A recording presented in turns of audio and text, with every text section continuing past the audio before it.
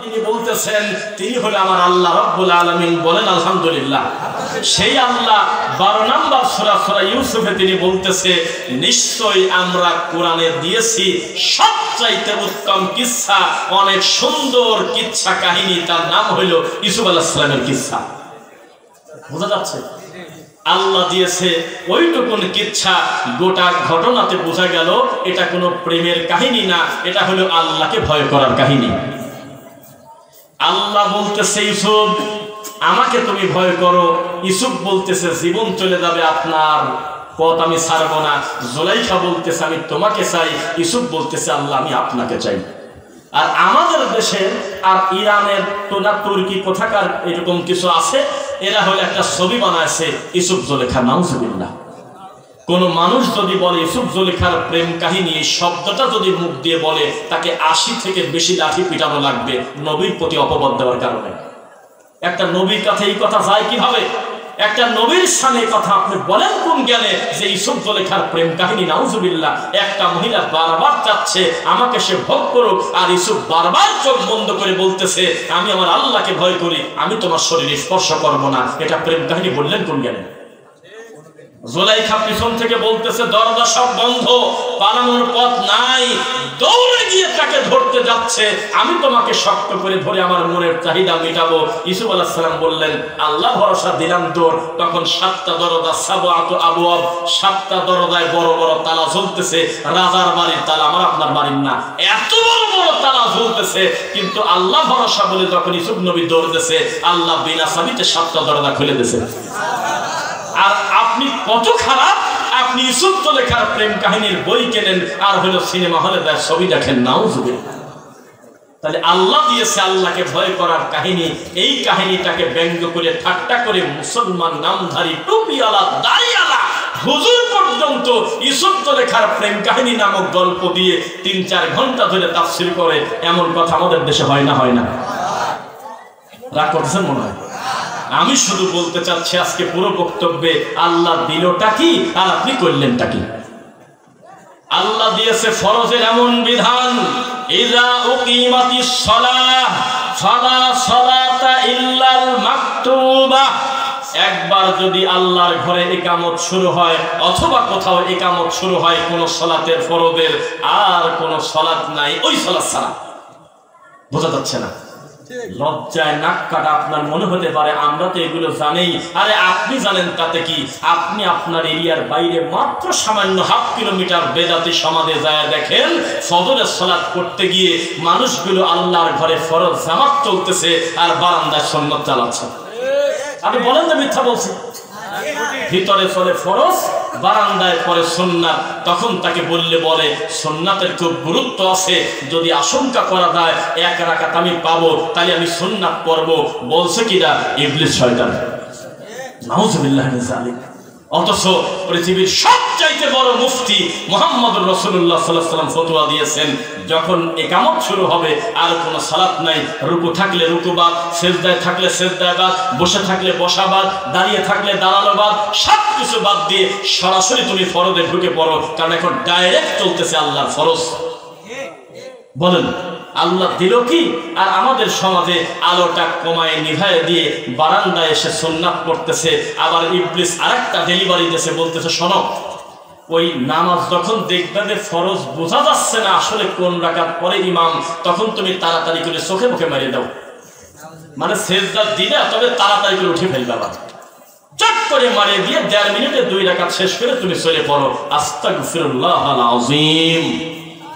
আহলুল হাদিস যারা, সালাফি মানহাজ যারা ফলো করে, তাদের সবচেয়ে বড় সফলতা তারা সালাতে তাড়াহুড়া করে না। তাদের রুকু আলাদা, তাদের সিজদা আলাদা, রুকু থেকে উঠে দাঁড়ানো আলাদা, 2 সিজদার মাঝখানে বসা আলাদা। তারা সুন্দরভাবে তাসবিহ তাহলিল করে, তাজিল আরকান করে সুন্দরভাবে তারা সালাত পড়ে, সালাম ফেরায় তারা কান দিয়ে দৌড় দেয় না, সুন্দর করে বসে বসে মাসনুন জিকির করে। এর নাম হলো কোরআন সুন্নাহ অনুসরণ করা। আর বেদাতি বলতেছে যে টাইম কম, 4 রাকাতের জোহরের নামাজ পড়তেছে 2.5 মিনিটে, আবার মুনাজাত সহ। মিথ্যা বলছি?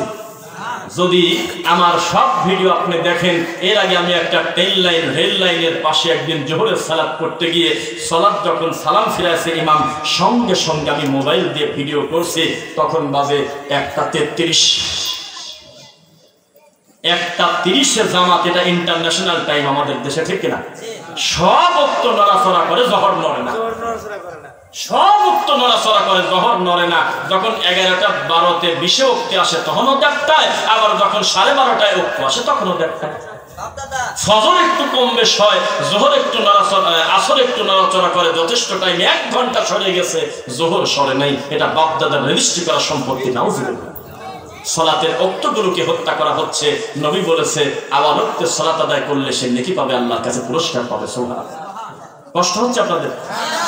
এটাকে হত্যা করে দেওয়া হচ্ছে। তা আমি আপনাকে যেটা বলি, 33-এ সালাম ফেরালো, যদি বলেন যে ঠিকই তো আছে 4 রাকাত 3 মিনিট, আবার কি?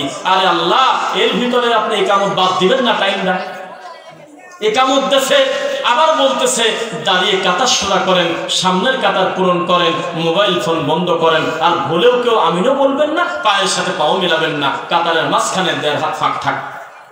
নাউজুবিল্লাহ বলেন। অথচ এটা কি রাসূলের বিরোধিতা না?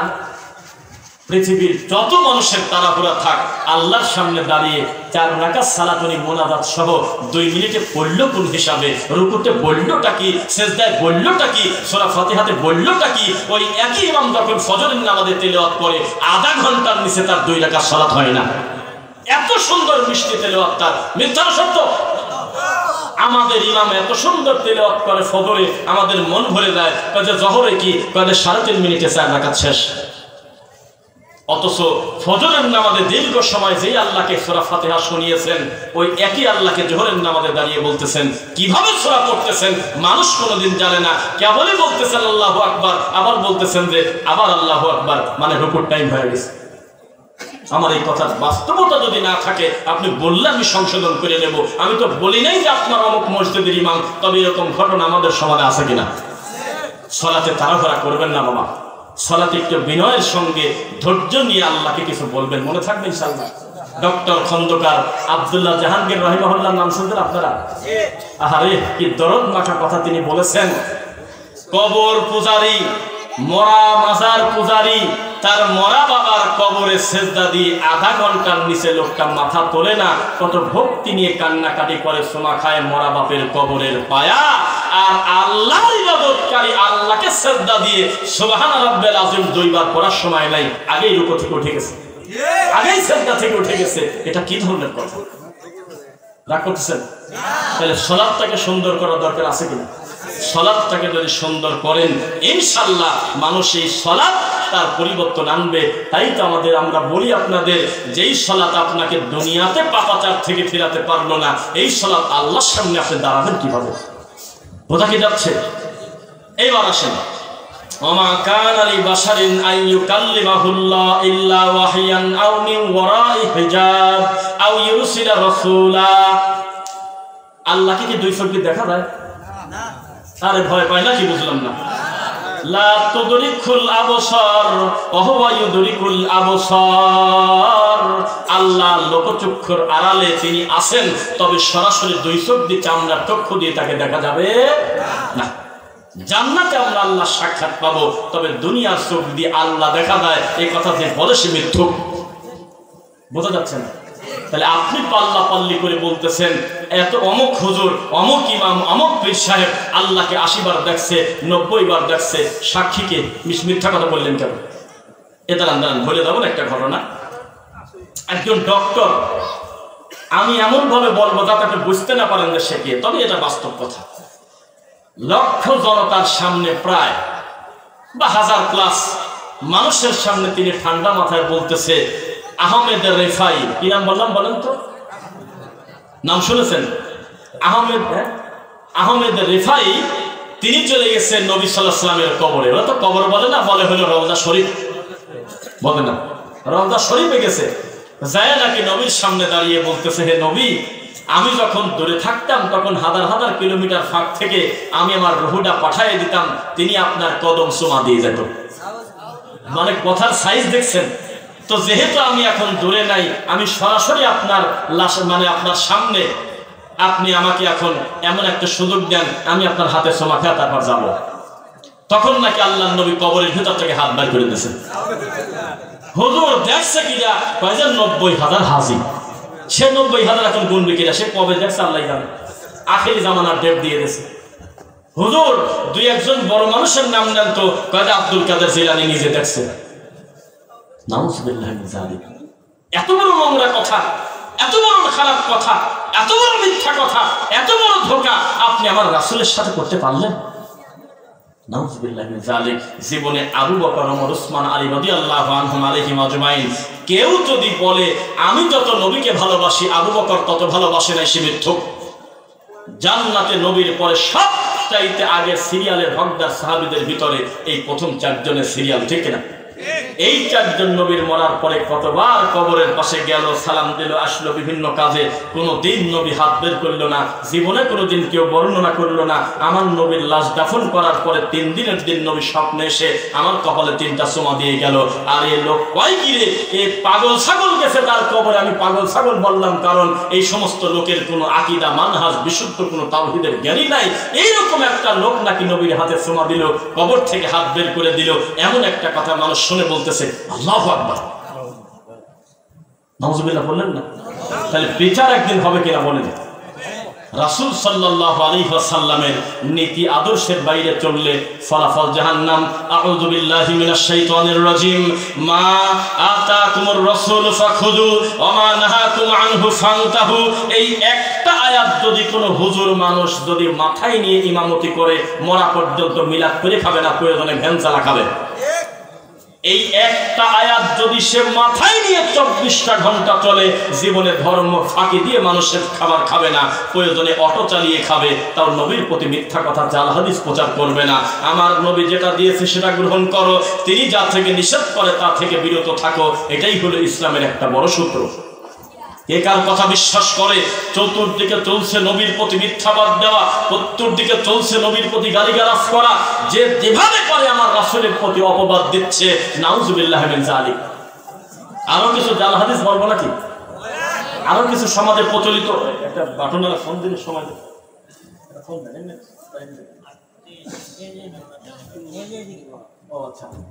আমরা সচরাচর আমাদের যত বক্তব্য অনলাইনে দেখবেন 1 ঘন্টা 2 মিনিট 5 মিনিট 7 মিনিট 11 মিনিট। তবে আমরা আশা করতেছি 12টা পর্যন্ত আপনাদেরকে বসিয়ে রাখবো। কষ্ট হবে ইনশাআল্লাহ? লিল্লাহি তাকবীর।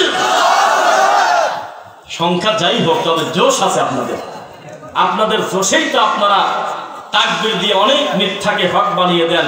বক্তাও বলে ঠিক কিনা বলো, কেন ঠিক কিনা এরা বোঝে কিভাবে? এখন জ্বালা। ঠিক হলো কোরআন, ঠিক হলো নবীর হাদিস। আমার আর আপনার ঠিক বলা ঠিকও হতে পারে, ভুলও হতে পারে, পারে কিনা? তবে আমরা বলি মনোযোগের কারণে, হয়তো আল্লাহ আমাদের ক্ষমা করুন, আল্লাহুম্মা আমিন। এবার আসেন, আল্লাহর পক্ষ থেকে আমরা পেয়েছিলাম, আল্লাহর পক্ষ থেকে আমরা পেয়েছি কোরআন মাজিদের কাহিনী, কত সুন্দর কিচ্ছা। আর আপনার পীর সাহেব বলতেছে আজকের জামানায় কোরআন নাজিল হলে আমার বাপ দাদার নাম কোরআনে থাকতো।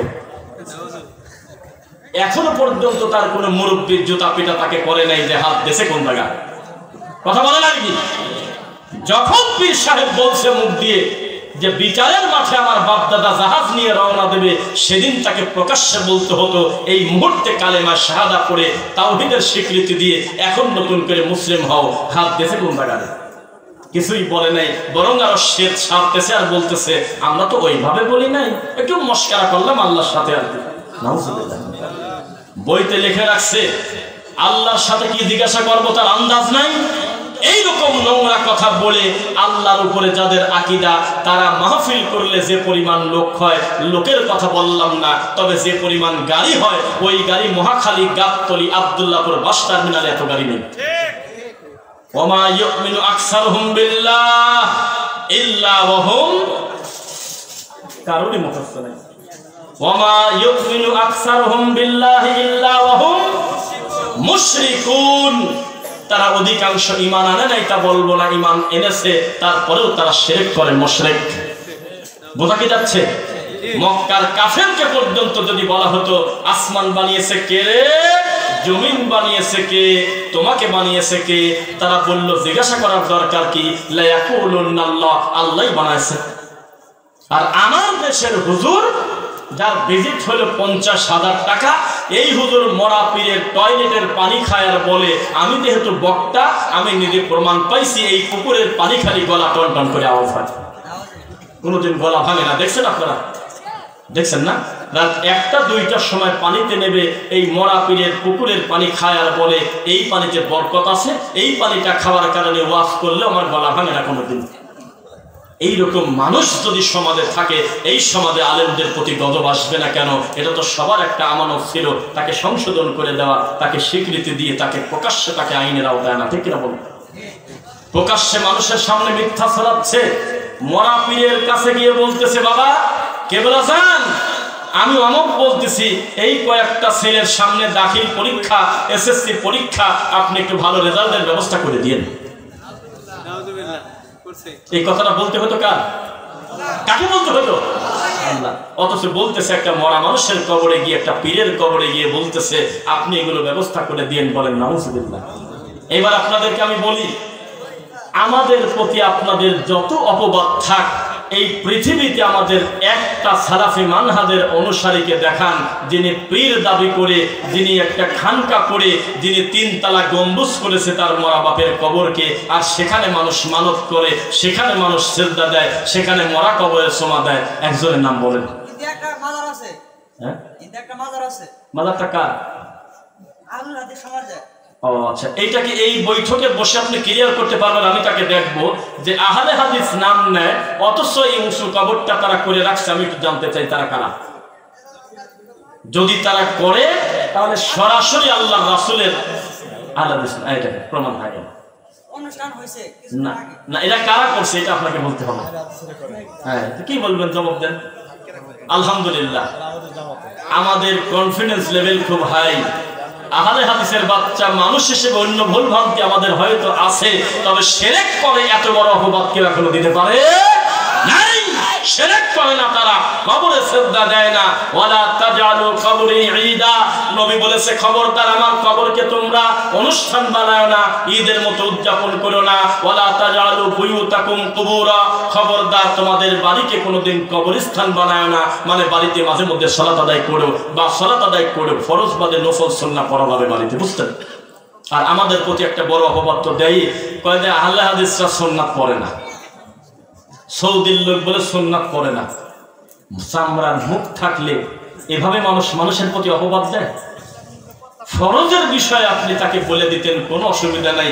একটা লোক নফল পড়লো কি পড়লো না ধারণা করে তাকে বলে দিলেন, হতে পারে সে বাসা থেকে সুন্দর করে নফলটা পড়ে, তার দোকানে পড়ে, তার কর্মস্থানে পড়ে লোকটা চলে আসছে, আবার সালাম ছেড়ায় বাকি সুন্নাত সে তার জায়গায় গিয়ে পড়বে, নেকি কমাবাদ দিয়ে নেকি আরো বেশি হবে। আপনি কোথায় আছেন?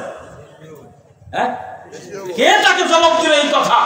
আমাদের সমাজে আমাদের প্রতি এমন অপবাদ। লক্ষ্মীপুরে একটা ছেলেকে কয়েকদিন আগে জোরে আমিন বলার কারণে পিঠের পর বাড়ি কণ্ঠনালী দিয়ে বুকের হাড্ডি ভেঙে ফেলেছে। আমার কাছে মোবাইলে ভিডিও আছে, কেউ দেখছেন? ও বিদাতি, তুমি এই কারণে বিদাতি যে তুমি নবীর দুশমন। বিদাতি কোনোদিন ভালো মানুষ হতে পারে না, ভালো মানুষটার জন্যই তো সে বিদাত করে। ভালো মানুষ হলে তো বিদাত ত্যাগ করেই ফেলতো, ঠিক কিনা বলেন? আচ্ছা, এখানে আহলে হাদিস সমাজ কয়টা মসজিদ আছে? এক সিরিয়ালে, একই সিরিয়ালে 4টা। আচ্ছা, আমাকে একটু মুরব্বীরা কথা বলেন আর আলেম সাহেব বলবেন, শায়েখ বলবেন যে অন্য একটা সমাজে অন্য মানহাজের লোকের কাছে বিয়ে হয় নাই ছেলের অথবা মেয়ের, এরকম কাছে সমাজে হতে পারে না? যে মেয়েকে যেখানে বিয়ে দিয়েছে তারা হানাফি, এটা কি দোষের কিছু? ওদের কাছে দোষ। ওরা মাঝে মধ্যে বলে, সবাই না, বলে যে আমাদের সাথে নাকি বিবাহ হয় না, আমাদের পিছনে নাকি নামাজ হয় না, বলে। কিন্তু আমরা এই কথা বলছি কোনোদিন? তবে বলছি, কোন হুজুর যদি বলে আল্লাহ আমার কলবের ভিতরে, আর যদি সে বিশ্বাস করে নবী হাজির নাজির, আর যদি তাবিজ কবরের সাথে থাকে, আর কবর কেন্দ্রিক যদি শিরিকের সাথে থাকে, মরা পর্যন্ত তার পিছনে সিজদা দিলে সালাত হবে না। কিন্তু স্পেসিফিক আমরা কাউকে বলি না যে অমুকের পিছনে নামাজ হবে না, আমরা বলছি, কিন্তু তারা বলে। এবার আপনাকে বলি, তো ওই এলাকায় যেখানে মেয়ে বিয়ে দিয়েছেন, তো মেয়ের বাপ আপনার কি হয়? শ্বশুর আপনার কি হয়? বিয়েই না, বুঝে কথা বলেন, বিয়ে। তো বিয়ে আসছে আপনার এলাকায়, তো সমস্ত লোক মাগরিবের টাইমে ওয়ালা দলিল শোনার পর বলছে আমিন, কিন্তু আপনার বিয়ে আপনার সাথে দাঁড়ায় জোরে তো দূরের কথা, আসতে তো দূরের কথা, কিছু কই নেই। এই জন্য সালাম ফেরায় এই সমাজের লোকের কাছে তার জবাবদিহি করা লাগছে। বলেন তো দেখি সাহস থাকলে। একটা লোক তাকে কটু কথা বলেছে, বলি দেখি শোনেন। সমস্ত লোক বংশীয় আহলে হাদিস হোক আর যাই হোক, তারা কিন্তু সালাফি মানহাজের হলে তারা কিন্তু পায়ের সাথে পাওটা জমা ধরে সালাত পড়ে। কিন্তু বিয়ে এসে রাগ করে হোক, যেভাবে হোক, জিদ করে, যেহেতু তারা হানাফি, তাদের দাবি পাঁচ সাথে পাওয়া লাগালে আমাদের জাত গেল। এটা ব্রাহ্মণ সিস্টেমের কারবার। তো একটু ফাঁক করে দাঁড়াইছে, বিয়ে যত পাওয়া আগায় ও তত টান মারে, আছে কিনা? টান দিয়ে এক হাত ফাঁক করে দাঁড়ায় সালাত করছে। সালাম ফেরানোর পর ইমাম সাহেব তাকে বলছে, আপনি কে? আপনি এলাকার ফেতনা করছেন, সবাই আমরা পাঁচ সাথে পাওয়া লাগাই, আপনি লাগালেন না কেন? একটা মায়ের বেড়া থাকলে হাত তোলেন দেখি। কেউ আপনাকে বলছে এমন কথা? কিন্তু এর বিপরীতে আমাদের ভাইয়েরা কাউকে গালিও দিল না, মারলেও না, কাটলেও না, খালি বলা দলিল বলার পর বলছে আমিন। এই কাজ এটা নবীর সুন্নাহ, আপনি না করলে আপনার নামাজ হবে না, এমন কোনো কথা আমরা জীবনে বলি নাই। এটা নেকির কম বেশের ব্যাপার। আপনার যদি মনে হয় আমি পড়ব না, ভিন্ন কথা, কিন্তু যেই লোকটা পড়ে তাকে আপনি বলতেছেন উনি হলো ইহুদির দালাল। আপনি এটা মানুষ। আপনাকে আমি বলি যে আপনার মতো মুফতির চাইতে ইবলিস খুব একটা বেশি খারাপ না, কাছাকাছি। প্রত্যেকটা মুফতি আমাদের দেশে বিদআতপন্থী, এরা হলো ইবলিসের এক একটা এজেন্ট। ওই যে আপনার সারের ডিলার থাকে না, এরকম ডিলার বসায় রাখছে। আল্লাহ নবীর সুন্নাতকে ব্যঙ্গ করাটাই যেন তাদের ধর্ম। আমরা বুকে হাত বেঁধে সালাত আদায় করি, এই জন্য আল্লাহ রাসূলের সালাতকে ব্যঙ্গ করার জন্য আমি দেখাবো না, আমার ভয় আছে। আল্লাহ ভিতরে খুব খারাপ লাগে, আমার খারাপ লাগে, আমি আল্লাহকে ভয় করি, আমি এই নোংরা কাজ করতে পারবো না। একটা বড় মুফতি, শত শত মুফতি বুকের গলার উপরে হাত বাঁধি বলতে ব্যঙ্গ করে আর বলতেছে ওরা এইরকম করে হাত বাঁধে, অথচ হাজার হাজার মানুষ বসে আছে তার সামনে। এত বড় জায়গার ইমাম বাংলাদেশে এই বেদাতি মুফতিরা বলে বাংলাদেশে উনি নাকি সবচেয়ে বড় আলেম। সেই লোকটা কয়েকদিন আগে প্রবাসীদের ব্যঙ্গ করছে, দেখছেন কি বলছে? আপনি বলেন যাতে আমার দোষ না হয়। বলছে তোমরা যাও হলো রিয়াল আনার জন্য, সৌদি আরবে যাও রিয়াল আনতে, আমিন নিয়ে আসো কি কামে? এটা একটা মুফতির মুখের ভাষা। কপাল খারাপ আমাদের, তাকদীর খারাপ আমাদের। আমাদের 90% মুসলমান, আপনি বলেন কোন লজ্জা? আমি তো এই কথাই বলে মরি। বলেন কোন সাহসে আপনি? যতদিন পর্যন্ত আপনার দাদার উঁচু কবর পিটায় সমান করতে না পারবেন, ততদিন নিজেকে ভালো মুসলিম দাবি করেন না। যতদিন বাড়ি থেকে বাচ্চাদের গলা থেকে কোরআনের আয়াত দিয়ে সম্মিলিত তাবিজ কেটে ফেলতে না পারবেন, ততদিন সুস্থ আপনি কথা বলেন না কোনোদিন। যতদিন আপনার বাড়ি থেকে পীর ফকিরের নীতি দূর করতে না পারবেন, ততদিন নিজেকে ভালো মুসলিম দাবি করেন না কোনোদিন। আকীদা এক, মানহাজ এক, সব এক, ফাদাইলে আমল এক, ফাদাইলে সাদাকাত এক, একই জায়গা থেকে সবকিছু পেয়েছেন। তারপরেও আজকে দুই গ্রুপের মারামারি এমন একটা পর্যায়ে গেছে যে পরিস্থিতি খুব জটিল ঢাকাতে। এটা কেমন কথা? এখানে আবার কোন আহলে হাদিস আপনাকে মারামারি লাগাইছে, কেউ তো কিছু বলে নাই, তাহলে আপনারা মারামারি করতেছেন কেন? এই গ্রুপ আর এক গ্রুপকে বলতেছে ওরা যদি ঢোকে তাহলে কিন্তু আমরা সরকারকে পতন করে দেব। বিষয়টা কি? এই জন্য আমরা বলি কোরআন হাদিস দিয়ে তাবলীগ করবেন, এই তাবলীগ হলো ফরজ, তবে শর্ত হলো কোরআন দিয়ে আর রাসূলের হাদিস দিয়ে তাবলীগ করতে হবে। বোঝা যাচ্ছে নাকি? কোনদিন আমরা বলি নাই যে মসজিদে থাকো কেন, কোনদিন আমরা এই লোকটাকে নিরীহ মানুষকে কারণে কটু কথা বলি নাই। তবে বলেছি ভাই এর ভিতরে যে জাল হাদিস আছে এটা প্রচার করা যাবে না। কুলুপ ধরে খক করে কেশে 40 কদম হাঁটলে নেকি হবে না। যদি একটু হাঁটতে হয়, যদি একটু মনে হয় যে আমি ঘোরাফেরা করব, একটা ভদ্রলোকের বাচ্চা কোনো দিনই রাস্তার সামনে কুলুপ ধরে খক করে কাশে আর 40 কদম হাঁটে না। পবিত্র পানি থাকলে আর কিছুই লাগে না। এরপরেও যদি টিস্যু ধরতে চান, একটা সুন্দর এরিয়াতে পর্দা নিয়ে টয়লেটের ভিতরেই ঘোরাফেরা করেন। কত মেয়ে ছেলে ফেলে স্কুলে যাচ্ছে, কত ভালো মানুষ চলাফেরা করতেছে ভদ্রলোক, আর আপনি হাঁটুর উপরে কাপড় তুলে খক করে কাশে। আল্লাহ, আমি যদি মিথ্যা বলি, তুমি এতগুলো মানুষের সামনে আমাকে বিচারের মাঠে বেইজ্জত করবেই তো, অন্যায় করলে তুমি করবে, এর থেকে আর বড় কথা হয় না। আল্লাহর কসম, এই কুলুপ ধরে এই পার্টির হলো এই 40 কদম হাঁটাহাঁটির তালে পরে গত কয়েকদিন আগে আমি মাগরিবের প্রথম রাকাত মিস করছি ফরজ। কোনো সিরিয়াল নাই, কিচ্ছু নেই, আমার চোখের সামনে মুরব্বী বাবাদি পেশাব করতে ঢুকছে। আমি আরামে বসে আছি যে কেবলে কেমন শুরু হচ্ছে, কি এমন সময় সুন্দরভাবে এশার সালাতে আমি তো লম্বা টাইম উনি কিরাত করবে, উনি বের হবে, আমি পেশাব করবো, পানি খরচ করে ওযু করে আরামে যায়, অন্তত আমি ইনশাআল্লাহ রুকু পাবো। কেবল ইকামত শুরু হচ্ছে, এখনো কিন্তু সালাতেও দাঁড়ায় নাই, কিছুই না। তখন এই মুরব্বী পেশাব করে উঠলেই মন করছে আমি ঢুকবো, দাঁড়ায় না, ওখানেই ঘরে কুলুপ ধরে ধরে আর খ্যাক খ্যাক করে, আর হলো পাও মাও এরকম হুসফুস করতেছে। ডক্টর মসলিউদ্দিন খালি বলে যে যতই কত ততই মতো। মানুষের শরীরে তো আল্লাহ সুবহানাহু ওয়া তাআলা কর্তৃক এর তো পানি দিয়েই পূর্ণ করে দেওয়া আছে, অধিকাংশ পানি। এত ঝাঁকাঝাঁকি করলে পানি পড়বে নাকি মধু পড়বে?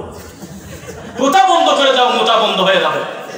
আর নবীর কথা যদি অনুসরণ করো, রাসূল বলেছে ওযু করার পরে ভেজা হাত দিয়ে পবিত্র পানি নিয়ে একটু লজ্জাস্থান বরাবর পানি ছিটায় যদি আশহাদু আল্লা ইলাহা ইল্লাল্লাহ এটা পড়ে যদি তুমি শেষ করো, আল্লাহুম্মা জাআলনি মিনাত তাওয়াবিন ওয়া জাআলনি মিনাল মুতাতাহহিরিন, জান্নাতের 8টা দরজা খুলে গেছে। সুবহানাল্লাহ।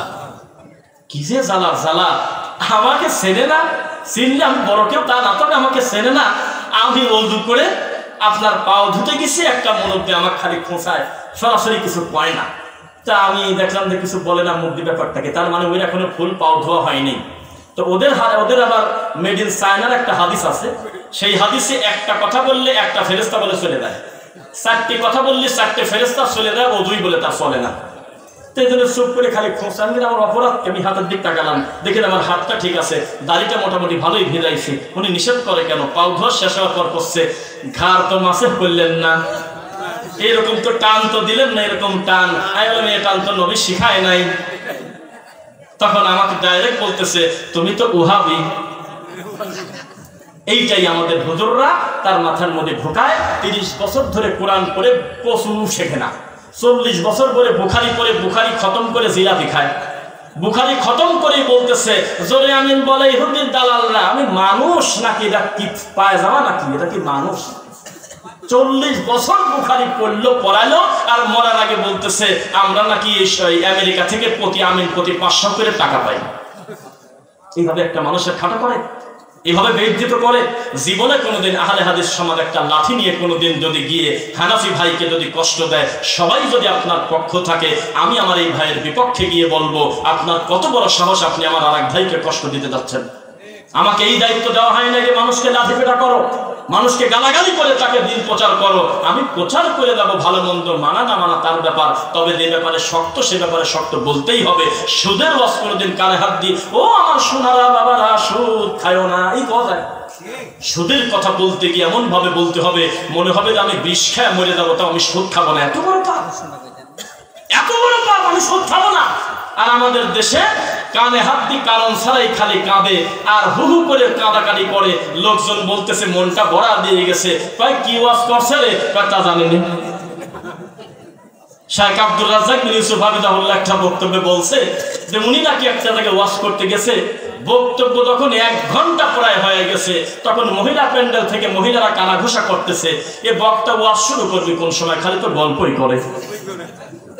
ওয়াজ মানে হলো কানে হাত দিয়ে মিথ্যা কথা বলে কাঁদবি। ওরে জাবেরের ছেলেরা আয় রে আমার বুকে আয়, একজন আরেকজনের জবাই করছে। আব্দুল কাদের জিলানীর বাপের বড়ই খাওয়ার গল্প, হাসান বসরি রাবেয়া বসরির প্রেমের কাহিনী, তারপরে জান্নাত কুরানোর গল্প, তারপর আব্দুল কাদের জিলানীর সাপের মুরিদ করার গল্প, মিরা জামান নবীকে খাদা মঈনুদ্দিন নাকি ঠেকায় দিল নাকি, এই সমস্ত রামায়ণের মিথ্যা গল্প নিয়ে এসে কানে হাত দিয়ে কান্নাকাটি করে। আর লাস্টে বলতেছে যেহেতু টাইম পার হয়ে গেল, 2 ঘন্টা হয়ে গেছে, আগামীবার দাওয়াত দিলে শেষ ডেলিভারি দেব। এটা হলো বক্তা, এটা হলো ওয়াজ। অথচ একটা জালসায় অন্তত এই কথাটা আপনি মুখ দিয়ে বলতে পারবেন। রফিক বিন সাইদ আসছিল, আমাকে দরদের ব্যাপারে একটা হাদিস বলছিল, আমাকে টাকনোর উপরে কাপড় পরার একটা কথা বলছিল, পুরুষ মানুষের গলায় স্বর্ণ নেওয়া যায় না, আমাকে সর্বদা বলছে রাসূল সাল্লাল্লাহু আলাইহি ওয়াসাল্লামের সুন্নাহ মোতাবেক চলতে, মুখে দাড়ি রাখতে, সালাত আদায় করতে, কোরআন মাজিদ থেকে ওয়াজ করতে, নিজের সন্তানদেরকে দাওয়াতি কাজ করতে, অন্তত 10টা জিনিস আমি শিখছি। কিন্তু অমুক ইহুদির দালাল, অমুককে ধরো মারো কাটো, এটা কোন ধরনের ওয়াজ? আর আমাদের দেশে 2 ধরনের ওয়াজ খুব খায়, এক গরম, একবারে নরম। যারা তসবিহ হাতে করে একবারে ঘরে ঢুকে গেছে তাদের বক্তব্য ভালো লাগে, আর যারা চিৎকার দিয়ে বলে ঠিক কিনা বলো, তারা হলো জাতির আল্লামা। নাউজুবিল্লাহি মিন যালিক। সাবধান, প্রত্যেকটা কথার হিসাব হবে কিনা। এত বড় বক্তা, তিনি আকীদা শব্দ বলে হাদিস কোরআনে খুঁজে পাচ্ছে না, বলছে নাকি? ঠাট্টা করতেছে, ব্যঙ্গ করতেছে, আকীদা বলে ফেক। অথচ আকীদার যুদ্ধ, আকীদার বিশ্বাস, আকীদার দ্বন্দ্বের চাইতে পৃথিবীতে কোনো বড় দ্বন্দ্ব হতে পারে না। আপনার আকীদা, আপনি আব্দুল কাদের জিলানীর দিকে ডাকতেছেন মানুষকে, আমার আকীদা ব্যক্তির দিকে দাওয়াত দিতে হবে না, দাআ ইলাল্লাহ, আল্লাহর দিকে মানুষকে ডাকতে হবে। আপনার আকীদা মরা পীর, বেঁচে থাকতে তার যেমন ক্ষমতা ছিল, মরার পরে তার ক্ষমতা বাড়ি গেছে। আমার আকীদা হলো মরে গেছে শেষ, ভালো মন্দের হিসাব আল্লাহর কাছে পৌঁছে গেছে, আমরা চাইবো যা দরকার আল্লাহর কাছে। আপনার আকীদা হলো আমি হজ করতে যাচ্ছি কাবাতে না, আমি যাব সোনার নবীর রওজা জিয়ারত করতে। আমি বলবো যে জি না, আপনার মাকসাদটা সুন্দর হলো না। আপনাকে বলতে হতো আমি আল্লাহর কাবা ঘরে যাচ্ছি, আমি হজ করতে, আমার উপরে আল্লাহ ফরজ করেছে, অথবা আমি উমরাতে যাচ্ছি। ওখানে যাওয়ার পরে মসজিদে নববীর উদ্দেশ্যে রওনা দিবেন, মাজার জিয়ারত করার জন্য না। তবে ওখানে গিয়ে এমন কোনো নিঠুর মানুষ আছে আমার জানা নাই, আমার রাসূলের কবরে সালাম না দিয়ে সে আসবে। কিন্তু রওনাটা দিবেন নবীর কবরে সালাম দেব সে কারণে না, মসজিদে নববীতে সালাত পড়বো সে কারণে? বুঝেন না মনে? কি কার কথা শুনে 3টা মসজিদ আছে, বাড়ি থেকে নিয়ত করে বের হওয়া যায় যে আমি নেকি বেশির জন্য যাব। 1 কাবাঘর, 2 মসজিদে নববী, 3 বাইতুল মুকাদ্দাস। আর পৃথিবীতে কোনো চতুর্থ মসজিদ নাই যেখানে নেকির কম বেশ করা হয়। কি কার কথা শুনে? আর 200 কিলোমিটার চলে যাচ্ছে মোরা পীরের ওই মাজারে। বোঝা যাচ্ছে না? কেরা করতেছেন? কে কার কথা শুনবে? আমাদেরকে যারা উগ্রবাদী বলে, 1 নাম্বার তারা জাহেল এবং জালেম। ইতিহাস সাক্ষী, আহলে হাদিসরা কোনো হানাফি ভাইয়ের মসজিদ ভেঙে দেয় নাই। কিন্তু আপনি কি করলেন? গত পরশুদিন একটা ফরিদপুরে বিরাট বড় কনফারেন্স হওয়ার কথা ছিল। ফরিদপুরে জানেন কি, অনেকগুলো মাদানী আলেম, ডক্টর আলেম, অনেক বিশুদ্ধ আকীদার ভালো ভালো আলেম, এই বেদাতিরা থানায় যা মিথ্যা অভিযোগ করে বন্ধ করে দিয়েছে। কি করবেন বলেন? আগেও তো এখনো তাই। মনে রাখবেন, আহলুল হাদিসদের কোনো বন্ধু হবে না, আহলুল হাদিসদের বন্ধু হবে আর এক আহলুল হাদিস ভাই। পৃথিবীতে সমস্ত বেদাতি এক, মুসলিমদের বিরুদ্ধে আল কুফার মিল্লাতুন ওয়াহিদা, সমস্ত কাফের যেমন এক, আহলুল হাদিসদের বিরুদ্ধে সব বেদাতি এক। কেবল ওরা কামড়া কামড়ি করতেছে, কেবল হলো এক বেদাতি আর এক বেদাতিকে বলতেছে যে তুই কাফের। কেবল এক বেদাতি বলল যেই বিয়েতে গান বাজনা বাজে না সে বিবাহ বলে হারাম। দেখছেন? ওই বেদাতিকে আর এক বেদাতি বলতেছে যে তুই হলো কাফের। ওরা যখন কামড়া কামড়ি করে, একে অন্যকে কাফেরের নিচে গালি দেয় না, কিন্তু আহলে হাদিসের মসজিদ ভাঙার সময় সব বেদাতি এক হয়ে যায়। বলেন আমি মিথ্যা বলতেছি? শাহজালালের মাজারে কিন্তু সব হুজুর সিজদা দেয় না, কিন্তু প্রশ্ন যখন আসে তাকওয়া মসজিদ ভাঙা লাগবে, অথবা তাকওয়া মসজিদের ভাইয়েরা যখন একটা ভালো ইসলামী সম্মেলন করবে, এটা বন্ধ করতে হবে, তখন সব বেদাতি রাতারাতি এক, অথচ একে অন্যকে কাফের পর্যন্ত বলে। বোঝা যাচ্ছে কিনা?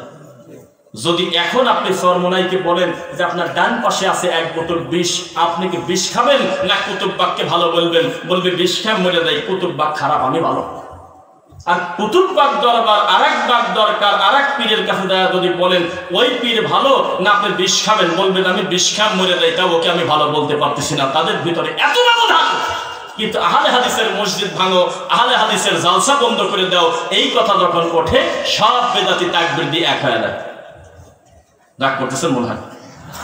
একটু খোরাক দিচ্ছি আপনাকে, জাগ্রত সালাফি হতে হবে, মৃত সালাফি হয়েন না গো ভাই। একটু প্রভাব বিস্তার করেন, কোরআন সুন্নাহ মোতাবেক মানুষকে চালান। চলতেছে সমাজে খালি মিথ্যার কথা, চলতেছে যে যত বেশি বেদাত আর শিরক করতে পারে। যাই হোক, আমরা যেহেতু আমাদের 12টা বেজে গেছে, আমাদের সম্মানিত সাহেব, আমাদের দায়িত্বশীল পরিচালক এবং যারা দায়িত্বশীল আছে তারাও খুব বিচক্ষণ, তারা জানে জ্ঞানগর্ভ কথা, ভালো কথাগুলো খুব বেশি সময় মানুষকে কষ্ট দেওয়ার মতো হবে না, অল্প কথাতে মানুষের বোঝ আসবে, আমরা আশাবাদী ইনশাআল্লাহ। তবে আমি আশ্চর্য হয়েছি আপনাদের এই প্রধান অতিথি এবং আপনাদের এই সম্মানিত উপস্থাপক বা দায়িত্বশীল আলেম সাহেব এবং আমাদের আশপাশে যারা আছেন তাদের দেখে। কেন জানেন? শ্রোতা তো শ্রোতার মতো থাকে, কিন্তু তারা প্রধান অতিথি হওয়ার পরেও একেবারে বাচ্চা মানুষের মতো বিনয়ী হয়ে সব অহংকারকে ত্যাগ করে দীর্ঘ সময় তিনি আমাদের আলোচনা শুনলেন এবং আমার পূর্বের আলোচকেরও আল্লাহ তুমি তাকে আরো বেশি দিনের জন্য কবুল করো। প্রধান অতিথিরা হলো লাউড স্পিকারে কথা বলে, কত ঢং যে দেখি রে ভাই, ওই সময় নাই, ওনার হাতে টাইম নাই, ওই ফোন করে দেয় লাউড স্পিকারটি, হুজুর একটু মাইকের কাছে ধরেন, তখন মাইকের কাছে ধরছে, জি জি বলেন, তখন উনি বলতেছে যে দিলাম 1 লাখ, সবাই কয়দের নারায় তাকবীর, এটা বলে ফোন কাটিয়ে দিল। এটা হলো প্রধান অতিথির কাজ। আর যদি আসে, মাইক যখন পায় 30 মিনিটের নিচে ছাড়ে না, 30 মিনিট পর বলতেছে আমি আমার সংক্ষিপ্ত বক্তব্য এখানে শেষ করলাম। মানুষজন বিরক্তি হয়ে অর্ধেক উঠে গেছে, তাও এই বেলজ্জাতি ছাড়ে না। একটা ব্যতিক্রম অতিথি আমরা পেয়েছি, তিনি এত সাদাকা করতেছেন, 8 শতক জায়গা, 1 লক্ষ টাকা প্রতি মান্থলি 10,000 টাকা তিনি আল্লাহর এই দিনের জন্য দিবেন। এরপরেও তিনি পুরো বক্তব্য মনোযোগ সহকারে শুনলেন। আল্লাহ দুনিয়াতে তুমি তাকে সম্মান দিয়েছো, আল্লাহ আখেরাতে তুমি তাকে জান্নাতে কবুল করো আল্লাহ।